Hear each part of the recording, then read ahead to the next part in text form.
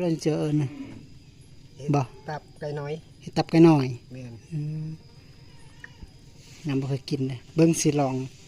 บัดเจ้าเฮ็ดแล้วก่อนมันสิแซ่บจังได๋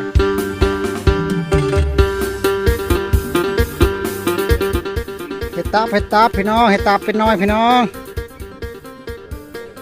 เบิ่งบัดนี้สิมาเบิ่งต่ออันผู้ที่1เข้าพี่น้องเอ้ย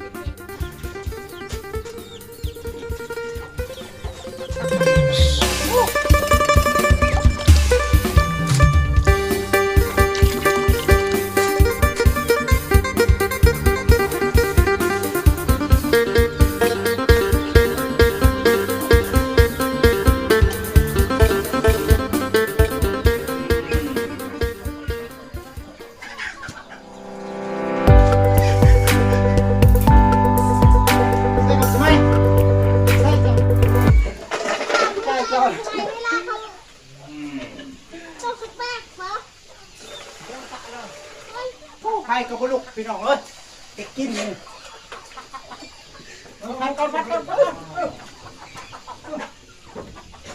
ไปใช้อีกหน่อยนะ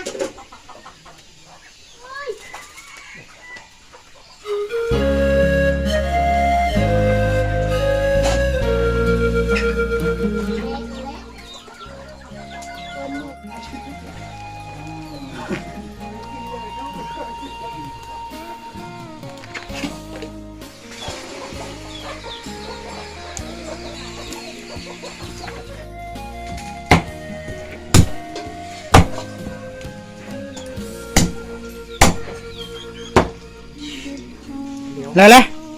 นี่ไหวเลยนี่แหละว่าทีมงานสมัครขี่เฮ็ดพูนเล็กพูนน้อยคือว่าแล้ว